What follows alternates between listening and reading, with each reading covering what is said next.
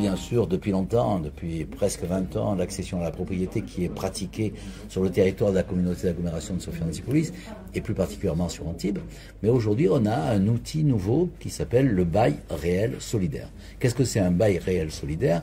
C'est quelqu'un qui achète un appartement, qui n'achète pas le sol, le terrain sur lequel il est bâti.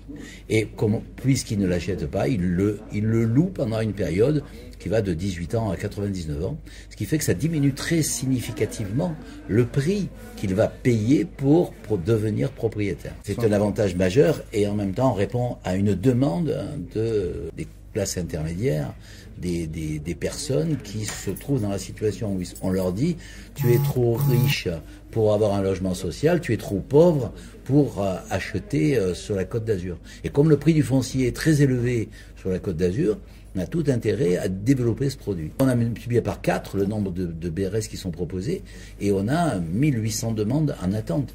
Donc ça veut dire que effectivement, les classes intermédiaires ont besoin de se loger.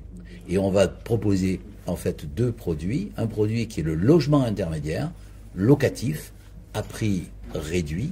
Et le deuxième, c'est un projet d'accession à la propriété qui va permettre à des gens de devenir propriétaires à part entière. Dans la tête des Français, c'est ça qui est le plus élément réticent. Ils se disent, ou alors je vais acheter la maison, et puis je vais pas acheter le terrain qu'il y a dessous, et un jour on va m'enlever le terrain qu'il y a dessous. Non, le terrain qu'il y a dessous, simplement, on le paye sur une période beaucoup plus longue. Et donc, le payant sur une période beaucoup plus longue, eh bien, ça va, bien entendu, permettre l'accession plus rapide et à un prix beaucoup plus modeste, l'accès à la propriété. La CASA a voulu encadrer ce prix. Il ne sera pas plus de 1,9 € au mètre carré. Donc ça veut dire que la location du terrain qu'il y a dessous, qui peut aller de 18 à 99 ans, ne sera pas préjudiciable pour le pouvoir d'achat des personnes qui achètent. Pour avoir la transparence et l'équité, il faut qu'il y ait un scoring. Il y a un premier élément qui fait que vous n'avez pas le droit de postuler si vous êtes déjà propriétaire, ce qui est bien la moindre des choses.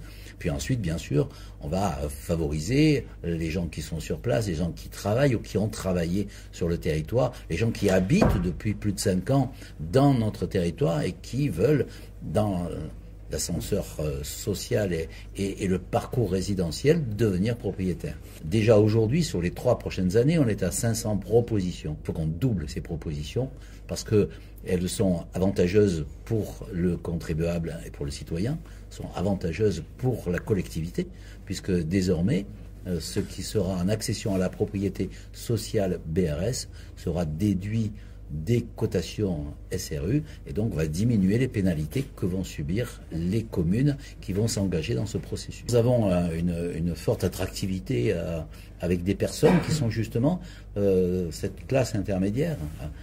Et cette classe intermédiaire, ce sont des gens qui viennent travailler à Sophia-Antipolis. Ils ont des revenus qui sont tout à fait décents, mais ils n'arrivent pas à se loger parce qu'ils ne peuvent pas acheter et ils ne peuvent pas louer. Parce qu'on leur dit, effectivement, le logement social, c'est pas pour vous, voilà. Et puis, l'accès à la propriété, vu le niveau de prix à cause du foncier, vous pouvez pas non plus y accéder. Eh bien là, on crée justement cette possibilité pour eux qui correspond à notre territoire, un territoire qui a créé l'année dernière 1700 emplois de plus. Ces gens-là viennent habiter la communauté d'agglomération à 80%. Il faut qu'on leur offre 2 possibilités, louer sans que ça grève leur budget de manière très significative, ou acheter dans le cadre du BRS.